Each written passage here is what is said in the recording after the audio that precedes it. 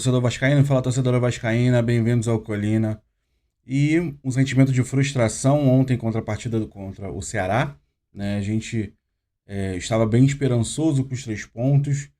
O Vasco inicia a partida dando essa esperança ao seu torcedor, né? Uma partida onde o Vasco da Gama começa de uma forma realmente para cima, uma forma em que realmente empolgava a sua torcida. O Felipe Coutinho faz um belíssimo gol contra a equipe do Ceará, de falta, comemorando seus 100 jogos pelo clube, uma grande marca para ele, uma grande marca para a gente.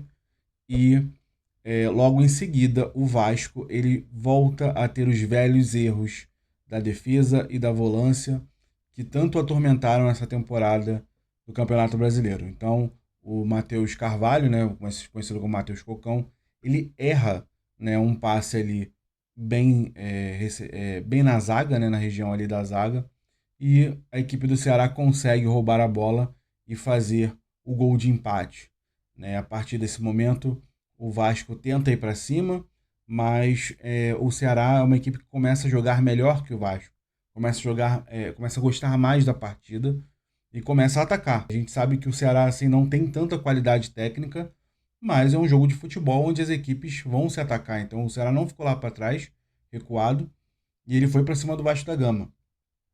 A partir do segundo tempo, o Vasco volta melhor do que o Ceará, né? O Vasco ali vai exercendo uma certa pressão, até que tem o jogador do Ceará expulso, e a partir desse momento o Vasco vai em pressão total. O Fernando Diniz faz alterações na equipe do Vasco, deixa o Vasco bem ofensivo, né? Basicamente o Vasco foi com 4 atacantes para cima do Ceará, e ali numa transição na linha de fundo, né? Um toque ali do nosso Andrés Gomes, ele toca pro estreante Carlos Cuesta para fazer o segundo gol. E ali o Vasco ele já demonstrava uma certa pressão, uma certa superioridade, e a torcida já estava, né, acreditando realmente que o resultado seria 2-1 Vasco, né, garantindo 3 pontos aí no Campeonato Brasileiro, por uma sequência difícil que a gente sabe que vai ter, mas o Vasco surpreendentemente consegue piorar um jogo em que ele tem domínio. O Vasco ele consegue se colocar em perigo em diversas situações, e ali num problema ali de desatenção do Paulo Henrique, o Ceará consegue fazer o gol de empate aos 49 minutos do segundo tempo. É uma partida em que, pelos erros, o Vasco mereceu um empate, é claro, mas a sua torcida não merecia. O Vasco foi melhor em grande parte do jogo que o Ceará, né? Só que não teve o cuidado, não teve a atenção que deveria ter, né? Então o Vasco, por 2 erros realmente de seus jogadores, ele chega ao empate contra a equipe do Ceará, né, dentro de casa. Então, mais uma marca negativa para o Fernando Diniz, né? O Vasco ele não ganha dentro de casa, dentro de São Januário, desde 17 de maio contra o Fortaleza. A gente tem aí, se a gente for pegar o desempenho do Vasco em casa, ele está na 18ª posição do Campeonato Brasileiro, ele está na zona de rebaixamento. Se a gente for pegar somente o desempenho dentro de casa, né? O Vasco ele é uma equipe que só consegue ganhar partidas a partir do momento que ele faz 3 gols ou mais, né? O Vasco do Fernando Diniz ele não conseguiu ganhar nenhuma partida no Campeonato Brasileiro sem fazer 3 gols ou mais, né? Isso é uma marca perigosíssima, isso é uma marca que é inadmissível em um campeonato de pontos corridos. O Vasco não consegue ter uma vitória simples de 1-0, 2-0. O Vasco ele precisa fazer 3 gols para que ele consiga, ou mais, para que ele consiga ter uma vitória no Campeonato Brasileiro. Então, todas as vitórias do Vasco foram de 3 gols ou mais, né? Então, 3-1 no São Paulo, 3-0 no Fortaleza, 3-2 no Sport, 6-0 no Santos. Então, o Vasco, ele no Campeonato Brasileiro, ele só consegue ganhar se ele fizer 3 gols. Então, a gente tem também o Vasco só conseguiu ganhar, além do Campeonato Brasileiro, foi fazendo 3-0 no Melgar, né, a partir do Fernando Diniz, né? E o primeiro jogo da Copa do Brasil, que ele empatou e não sofreu gols, né? Foi 0-0 contra o CSA e depois 3-1 em São Januário, mais uma partida que tem que fazer 3 gols. O Vasco também é um time que sempre leva gols, né? Então, tirando essas partidas que eu disse, né? O Fortaleza, o Santos e aí pela Copa do Brasil, o CSA na primeira partida que foi fora de casa e o Melgar pela última rodada da Sul-Americana, que foi 3-0, todas as outras partidas o Vasco levou 1 ou 2 gols, ou perdeu, né, a partida por 3. No caso, 3-2 contra o Corinthians é um exemplo disso. 3x2 Corinthians, 3x2 Mirassol, né? Foi 2x1 Vitória, né? Então, assim, o Vasco ele não consegue com o Fernando Diniz, além de não conseguir ganhar sem fazer 3 gols de diferença, ou 3 gols no placar, ele não consegue não levar gols, né? Então, uma equipe no Campeonato Brasileiro que tem uma média de 1 a 2 gols por partida e tem que fazer 3 gols para ganhar uma partida, é muito preocupante. É muito preocupante. É um time que você vê visivelmente desequilibrado, né? Isso até nos faz questionar um pouco, porque nós classificamos contra a equipe do Botafogo, jogamos muito bem o primeiro jogo, mas o segundo jogo foi de amplo domínio do Botafogo. E nós ganhamos uma partida, obviamente, empatando nos pênaltis, mas se a gente for colocar realmente na balança, a equipe do Botafogo ela é bem melhor, bem mais equilibrada, e talvez esse resultado não se repita novamente, né? Coisa que nos assusta muito, porque o Vasco ele vem com uma sequência agora muito difícil. Ele pega, em 4 jogos, ele pega os 5 primeiros colocados do Campeonato Brasileiro. Então nós temos domingo que vem o clássico contra o Flamengo, né? Se não me engano, às 4 horas, mas depois a gente confirma o horário.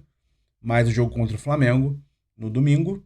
Depois, na quarta-feira, nós pegamos a equipe do Bahia, em São Januário. Como eu havia dito antes, na Copa do Brasil, eu não gostaria de pegar o Bahia, porque o Vasco não tem um retrospecto positivo contra a equipe do Bahia. O Vasco, quando enfrenta o Bahia, ele normalmente perde a partida, né? A gente, principalmente quando é fora, pelo menos essa partida é em São Januário. Fora, o Vasco tem a tendência de levar 3 gols contra o Bahia. O jogo em São Januário, a gente pode ter uma certa esperança, né? O Bahia também não vem tão bem assim no campeonato, mas ele está entre os 5 primeiros colocados do Campeonato Brasileiro. Então a gente enfrenta a equipe do Bahia quarta-feira. Depois nós recebemos a equipe do Cruzeiro em São Januário, que é um jogo dificílimo. É um jogo que a gente já pode ver aí, né, caso a gente passe do Fluminense, um possível adversário numa final de Copa do Brasil. E é claro, a final é só em dezembro. Então tem muita coisa para acontecer, tem muita coisa para evoluir no Vasco. Então mas a gente já pode ter uma noção do que é a equipe do Cruzeiro, além do que a gente vem vendo no Campeonato Brasileiro, mas experimentando contra a equipe do Vasco, já que eles já se ajustaram, né? Quando a gente teve o enfrentamento contra a equipe do Cruzeiro, os dois times estavam horríveis, né? Foi uma péssima partida, mas que o Cruzeiro, se não me engano, saiu bem, né? Acabou ganhando da gente. Então, temos a equipe do Cruzeiro e depois nós vamos enfrentar a equipe do Palmeiras. Então nós temos aí 4 desafios muito difíceis. A equipe do Palmeiras, o jogo será fora de casa.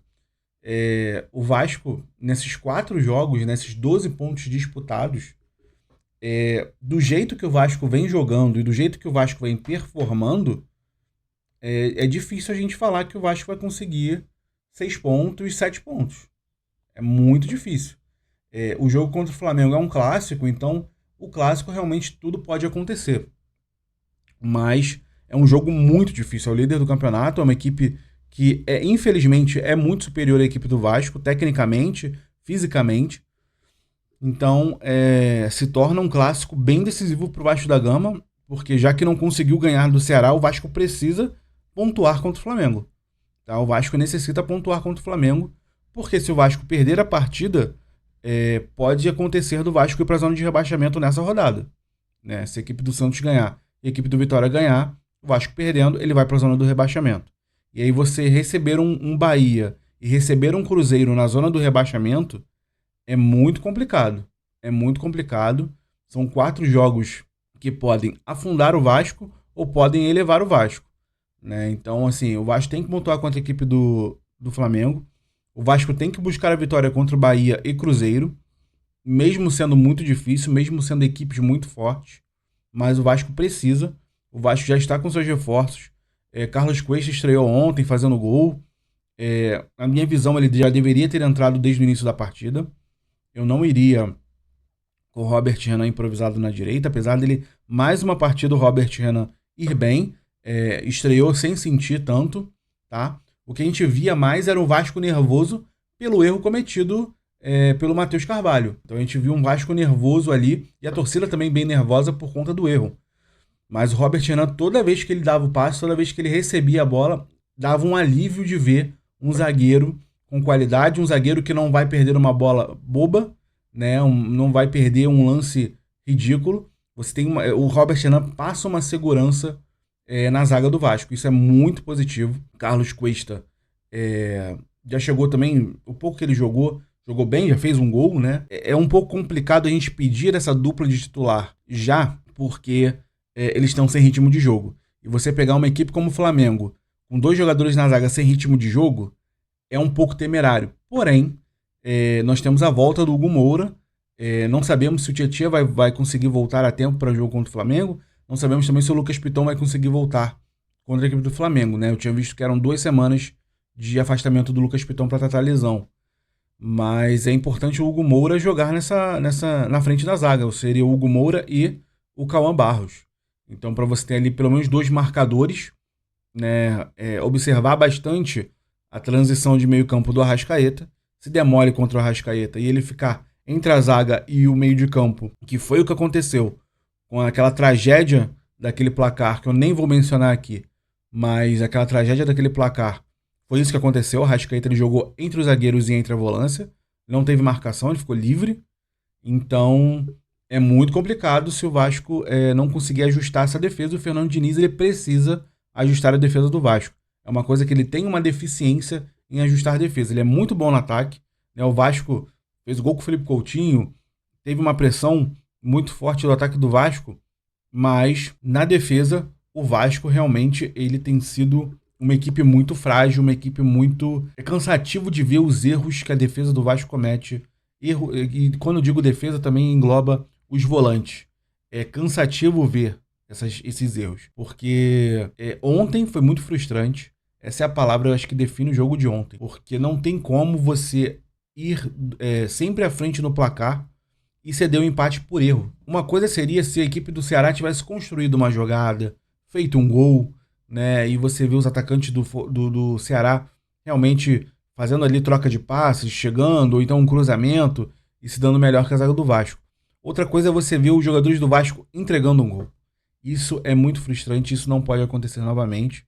Talvez até mesmo tenha sido a última chance do Matheus Cocão. A forma como ele jogou ontem foi muito inseguro, muito... eu não creio nem que ele tenha sido displicente, mas ele estava muito inseguro. Ele errava, ele errou basicamente tudo na partida. Então toda vez que ele errava, ele ficava cada vez mais inseguro, mais inseguro, mais inseguro, que a torcida chegou ao ponto de pedir pro Diniz tirá-lo da partida. Então, assim, é muito grave o que aconteceu ontem com o Matheus Cocão. Talvez seja a última partida dele pelo Vasco. Dependendo da situação, dependendo dos volantes que voltam, ele não tem uma outra oportunidade, né? E a gente precisa dos volantes, a gente precisa que o Thiago Mendes volte, a gente precisa que o Tietchan volte, a gente precisa infelizmente, a gente precisa do Hugo Moura na volância, e essa zaga tem que funcionar, porque se ela não funcionar, cara, o Vasco periga realmente aí para a Série B, tá? Se o Fernando Diniz não conseguir ajeitar a defesa do Vasco, esses jogadores que chegaram, se ele não conseguir ajeitar essa defesa e fazer com que o Vasco ganhe com placares simples e que o Vasco deixe de levar gols, o Vasco cairá para a Série B. Não tem mistério, não tem remédio, cara. Se o Vasco, todo jogo, ele leva 1 a 2 gols, ele tem que fazer 3 para ganhar uma partida, isso é impossível, cara. Isso é impossível no campeonato brasileiro, num campeonato disputadíssimo, um time tem que fazer toda a partida 3 gols para ganhar, ou mais, né? 3 gols ou mais. Então, não dá. O Vasco da Gama não tem esse potencial de golear toda a partida, de golear todo turno de campeonato brasileiro. Não tem como fazer isso. Então, o Fernando Diniz ele precisa ajustar essa defesa, precisa alinhar a volância com a defesa para que o Vasco seja uma equipe mais sólida, pare de levar gols e continue fazendo os seus gols. É muito difícil uma equipe continuar no Campeonato Brasileiro, sendo que em toda partida ela leva 1 ou 2 gols. E com isso não consegue efetuar a sua vitória. Sempre empata ou perde, né, nesses cenários. Tá? Então, diz aí pra mim o que você acha, torcedor vascaíno, da partida de ontem. Quais foram os erros cometidos pelo Fernando Diniz. Eu vou ficando por aqui. Um forte abraço, sempre Vasco.